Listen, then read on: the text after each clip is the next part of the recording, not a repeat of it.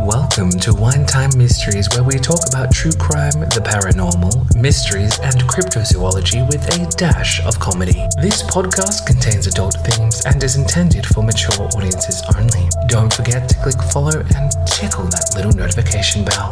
Now, find a comfy spot. We're about to start today's episode. Finally back for part 2 of old mate Leonard Fraser. I am so fucking excited. I have been waiting on bated breath. This one was so hard to get through. Like, I had to keep just distracting myself. I'd be like, oh, TikTok. Oh, I better write the case. Oh, TikTok. It's just a piece of shit. And I'm glad I'm going to be out of it now. So obviously some trigger warnings before we start off. As in this part 2, as I said before, you will see some rape, bestiality and murder. So just a little recap. Part 1, we finished off with Leonard being run out of Mount Morgan, if you remember that, after wreaking havoc for 11 months. You know, his little raping havoc spree. All right, so 1998, he moved to Rockhampton, where he would start a relationship with a woman by the name of Chrissy Raitt. She was 19 and he was 47 at the time. You know, that's just beautiful. It's a little creepy. Yeah, it's a little creepy. She was also described as being mentally disabled, unfortunately, because as we remember, his victims are very... But not only is he that much older than her, she's at a disadvantage mentally. Yeah. And she's 19. Yeah, just shows what his this guy was. They lived together for a short period of time before the abuse started, obviously. See, Leonard, as I said before, was known to prey on women who were young and vulnerable and was quoted as saying, "Women who didn't obey should be disciplined." Story checks out. What a guy. Look at the day we live in now, because the women run wild. So yeah, like I said before, Leonard would end up controlling every aspect of Chrissy's life, and at one point, early on in the relationship, he took it upon himself to murder 2 of her kittens when Chrissy was advised she could not have them in the house she was renting because they moved houses a lot. You know, I read in the book, instead of just kind of putting them up for adoption or whatever, he just strangled them in front of her and was just like, oh, the problem solved. On another occasion, the people they were living with at the time actually caught Leonard having sex with Chrissy's dog. Not going into detail there, but obviously they saw it happen. Okay. Obviously kicking him out of the house as soon as it happened. When he came back a week later to grab his things, he would end up feeding the poor dog rat poison, and she would unfortunately pass away. So he raped the poor dog and then killed it a week later. So, okay. Yeah. So, Yeah. So he raped... Yeah. The fact that these words are even coming out of our mouths right now. So he raped a dog. Because he got caught, he was evicted. So then obviously he's going to blame the dog because that's rational. Unfortunately, even after that happened, Chrissy stayed with him. As I said before, she's not mentally all there. And yeah, just kept coming back to him through all of the shit that is about to unfold. So during all of this, he was dating a woman. Another woman. He was dating Chrissy while we get into all the murder parts as well. He now began stalking, and obviously again, because he was already doing that before, and would end up raping another woman. Unfortunately, charges were not made as the woman was intellectually disabled and they didn't want to put her through a trial. I think there was a lot of uncounted rapes because they just didn't want to come forward, or probably weren't mentally all there to come forward. Leonard would often bring other women over to his house where he lived with Chrissy and would introduce her as these are his words, so I'm just going to say, quote, retarded sister. He literally introduced his partner to other women as, oh, this is my retarded sister. Earshot of Chrissy? Yeah. Well, he'd introduce her to them, yeah. Now, going to just warn you, we're going to go into the timeline of all the murders, if that wasn't bad enough to start the story. Are we finished, though, with bestiality? Yeah, that was the only part, yeah. No more bestiality, no more animal killing, just people killing. Animals are done. Yeah, no more animals. That's what I mean. I was like, I'm not going to go into detail, but I wanted to add it in because it just shows how fucking not there this guy was. It's just disgusting. So 27th of December 1998, a woman by the name of Julie Dawn Turner went to a pub to have some drinks. She was super drunk and the bouncer would end up calling her a cab to go home, but unfortunately she would never make it home that night. You see, she was actually in an abusive relationship and she had started talking to a man at her work by the name of Leonard Fraser. He was super lovely and promised her the world, and she'd actually been to his flat a few times where he lived with his sister, who was not his sister, it was Chrissy. Spoiler, obviously. As she was headed home, she had no idea she was actually being stalked by Leonard. He caught up with her, punching her in the back of the head as she rolled a cigarette. He continued bashing her to the point of breaking her neck as he could hear the bones snapping. He finished her off by strangling her and later would end up raping her body. He moved her to a bush area nearby before heading home and disposing of his bloody shirt. He then took Julie's clothes, dumping them in nearby bins, and proceeded home where his girlfriend Chrissy was sleeping. He showered and got dressed and invited her to go for a drive, to which she declined. Leonard then hopped in his car to go dispose of the body. So he was going to take her with him to get rid of the body? Yeah, he does it more than once. So I don't know what that was as well, like why he brought her along. I don't know. So this time she declined and Leonard hopped in his car. Throwing Julie's body in the boot, he headed to Kinka Beach and pulling up at a spot, he took her body out of the car, carried her down a dense track into bushland, hid her body and covered it with sticks and leaves. It would take police another 2 years to find her. It was said that Leonard would return to her body after weeks or months, they couldn't determine, so that he could have sex with her. And he also decided to sever her head, leaving only a small part of her lower jaw behind. He took her head in a garbage bag and created a shallow pit at Kemp Beach and hid it there. I think he kind of thought if he took her head, she wouldn't be identified. But he left her lower jaw, which also has teeth in it. Yeah. So smart. This guy's done. Yeah. Now we jump to 1st March 1999. 36-year-old Beverly Lego, who had a very traumatic past, which I found so crazy and I felt so sorry for her, obviously, as well. But she thought she was offered a job for modelling, but it ended up being a drug turned into slave prostitution gig. She finally escaped by getting arrested overseas, trying to board a plane smashed off her face, so they were actually able to bring her home from then. She was admitted to hospital and diagnosed with schizophrenia. Obviously everything she went through while she was overseas. Leonard actually knew of her because her abusive partner at the time did a stint in jail with him, and they even lived at Mount Morgan around the same time as Leonard, which was just a weird coincidence I found.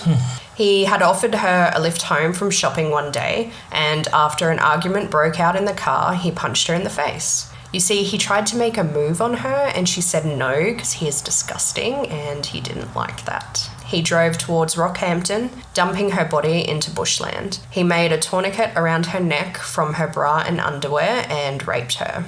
He then threw her wallet and bag into a river, tying them down with rocks. Like literally wrapped it all up, tied rocks around it and threw it into the river. 2nd of March, her purse was found by a woman who was accompanying a friend with his tinny, and she ended up handing it in to the Rockhampton police station. Now, while police were searching for Beverly's body, they were also searching for missing teen Natasha Ryan. Do you remember that name at all? No. Might not. It was a very old one. So she was the girl went missing, but she showed up a few years later and said she was actually hiding in her boyfriend's cupboard. Oh, yes. Yeah. So she was actually linked to this one, him as well, which I found very weird. I didn't go too much into detail. Like in the book, it goes into a bit more of they kind of saw each other before she went missing and they thought he had something to do with it. He even ended up claiming that he killed her and dumped her body. And then during the murder trial, that's when she came out. And they're like, oh, didn't kill her. Fucking idiot. So while the search continued, Leonard somehow, during this time, charmed a single mum and took her on a day out with her daughter to the lake where Beverly's body was, and it was believed he visited her again to rape her. The single mum didn't last long, obviously around Leonard, but before she was able to leave, he would end up molesting the younger daughter. Yeah. to which the mother found out. They, fled, went interstate, filed a report on Leonard as well. Now, an anonymous tip came through Crime Stoppers on the 31st of March. However, it would take police 4 weeks to see the information, and he was named as Leonard Fraser. So yes, unfortunately, Leonard would have time for another victim before the tip came through. So 18th of April, 1999, 19-year-old Sylvia Marie Benedetti was lured in by Leonard with the promise of pot and shelter. You see, they actually had already met through a mutual friend at Centrelink. Yes, I know. That's where I meet all my men. I go to fucking Centrelink. I'll pick them up from the You're on the dole, babe. Let's go. You don't have a job? Let's fuck. Let's get some ciggies. No, I'm here for the pot. Yeah, here for the pot. I do want to mention one part in the book. It freaked me out, but she was said to be good at art and would paint blood-splattered pictures, and said she would die before 21 and would meet a gruesome death. That just hurt my soul because of what happens next. So she prophesized her own death? Literally. At this time, Leonard was squatting in the vacant Queensland Hotel in Rockhampton, so it was completely boarded up, pitch black. It was just, yeah. That's another check on my list for men that I want to spend more time with. Yeah, let's go to the hotel. No job, I'm squatting somewhere. Yeah, in a boarded up hotel. Here's a catch. He brought her here and entered room 13, where it was said he was staying. For, let's go smoke some pot. Staying in room 13. Yeah. He tried to kiss her, but she pushed him away. I mean, his face is like a dropped lasagna, so I do not blame her. Sadly as well, the police station was only 800 metres down the road, but unfortunately no one would hear her screams. He shattered her skull by smashing her repeatedly over the head with a wooden log. He also raped her. And after throwing the murder weapon over a nearby bridge, he took her body downstairs to a drain that was near the men's bathroom. He then proceeded to bleed her because he didn't want to get blood in his car. That's how effed up this guy is. So, did he rape all of these victims post-mortem? He waited for them to die, so necrophilia with pretty much all of them? Yeah. Like, as we already know before, he was kind of already raping his victims anyway. I think, if they didn't turn him down, who knows if he would have just raped them. And then he was livid because just 3 days later, he would have to move her body due to the building being demolished. That just, irritated the shit out of him because he left the body in there, obviously, so he could keep coming back to it, and he wanted to have a bit more time. He put her body in the boot of his car and headed to Sandy Point, where he dug a shallow grave and covered her body with branches. She wouldn't be found for another 18 months as well. Just a few days later, Leonard would strike again, and his final victim would be 9-year-old Kira Steinhardt. It was 22nd of April 1999. It was the 22nd of April 1999, and Kira started her 30-minute journey home from school. She had only been doing this for the past 10 days. Little did she know that this day, a man was actually following her. It would later come out that he had actually stalked her the day before as well, working out her path home. A guard at the prison would also actually see him hanging around the school on this day, and he was described as smoking, looking angry, eyes bulging out of his head, and having unkempt hair. I'm sorry, you knew this guy was a rapist, you saw him up at a school, what? Why are you not reporting or being like, hey, what you doing, bud? What you doing here? So Leonard came up behind her as she cut through a vacant lot, which was a different path that she took that day for some reason. They're not too sure why. And it had overgrown grass, and struck her in the back of the head. He then proceeded to rape her. Now, during this ordeal, a family actually witnessed the whole attack as they sat on the veranda of their home and even saw him stalk her the day before and did nothing. Were they charged? Please tell me they were charged. No. They even witnessed him moving up and down in the grass and did nothing. He was obviously raping her. 20 minutes after the attack, because they literally saw him attack her going up and down in the grass, they saw him run off, grab his car, bring the car back, and then pick up something and put it in his boot and drive off. They literally saw this all happen and did nothing. So 20 minutes after the attack, one of the witnesses phoned a friend for advice of what she should do. Call the cops, you dumb cunt. Yeah, and only after she did, she made an anonymous tip to the police. The town was livid after finding out about these people and how they didn't even call out and could have possibly stopped the attack. Their neighbours were so disgusted as well, they ended up moving houses on both sides. I would have. Same. Apparently, one of the witnesses couldn't understand why they were getting hate and said she would think twice about helping the police again. You didn't help them the fucking first time, you dumb bitch. Yeah, right? I think it was literally a husband, wife, and a son that apparently wasn't all there, but apparently when it was all going on, the husband was downstairs cooking tea and she was like calling it out play by play, like of what was happening. Like, oh, I can see him going up and down, like literally fucking nothing. Pieces of shit. Police were so mad with their attitude, they looked to see if they could charge them with something, but unfortunately they couldn't. How about stupidity? Yeah. Charge them a dumb tax. Yeah.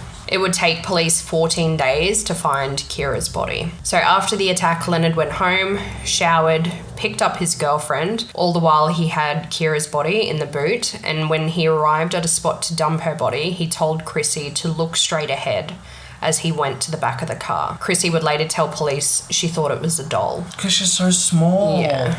It's just horrific. Now, while this was going on, the search for Kira had already begun and was now blasted over the radio and TV. Because this was literally her walking home from school, 3:15, whatever, in the afternoon. The Rockhampton prison officer happened to be watching the news and thought, hang on, I saw Leonard wearing something like that up the school earlier, following a blonde girl. Things unfolded pretty quick after his phone call, and obviously soon police were on his doorsteps. Fraser, said to them, hey, I'm no child molester. No, you're a child rapist and murderer. Yeah. In a search of his house, they found children's books, a bag containing human hair ponytails. One was even infected with lice. He had books on how does my body work, drugs, lesbianism, children's textbooks and diaries, jewelry, some of it which they believed was Natasha Ryan's, bags of women's shoes, female underwear. They found a vacuum cleaner full of dirt he was using to literally clean up the scene and stuff like that. May 7th, he was charged with Kira's murder, and he asked if he could have his wallet so he could buy her family flowers and apologise, because he was trying to play it out, like obviously not wanting to go to jail as a child, rapist. But that is not going to undo what you just did, sir. Yeah. Excuse me, sir. Now, a day after Fraser abducted Kira, the crime scene in the hotel was also found. So bear in mind, he wasn't actually linked to any of these other ones. They just literally saw him with Kira. A person had gone in to cost the demolition and stumbled upon the bloody mess. So yeah, they would report this to officers, obviously, and everything was starting to unfold and tie in all together just to get this predator behind bars for good. 20th of May, Fraser was moved to Arthur Gorrie Remand and Reception Centre at Wacol. Given he raped and murdered a child, he had to be separated from the other prisoners and was moved to another prison the following day, being Moreton B Correctional Centre, also in Wacol. 7th of September 2000, Leonard was charged with Kira's murder, and it would be after his sentencing that a new law was passed where reoffending criminals wouldn't be released earlier, after staff came forward from the Rockhampton jail saying they knew he would kill. Don't know how he got out in the first place. Whilst in prison, he had a habit of claiming crimes as his own.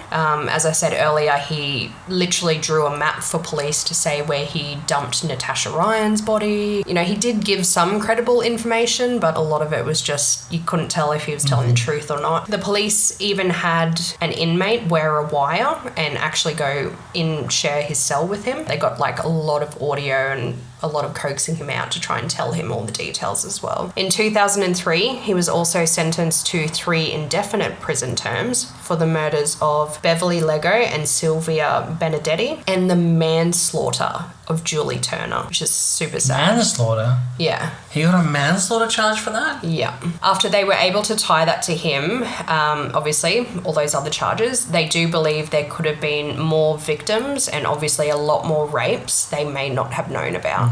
Thankfully, this piece of shit died of a heart attack on January 1st, 2007. Hasta la vista, bitch. What happened to Chrissy? She didn't die or anything like that. I just didn't say much about that. But yeah, that is the absolute monster that was Leonard John Fraser. Right after my William MacDonald. Maybe I didn't need that. Maybe I should have chose a different day. Yeah. I've definitely researched worse.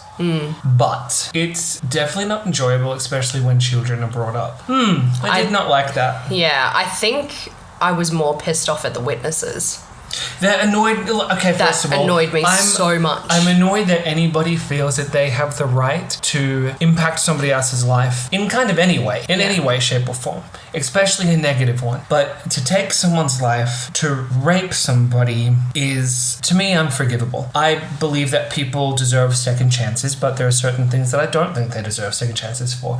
What is more unforgivable to me is that these people, that woman who witnessed the whole thing and saw him following her the day prior, could have screamed out. Yeah, but that's Did she do that? No.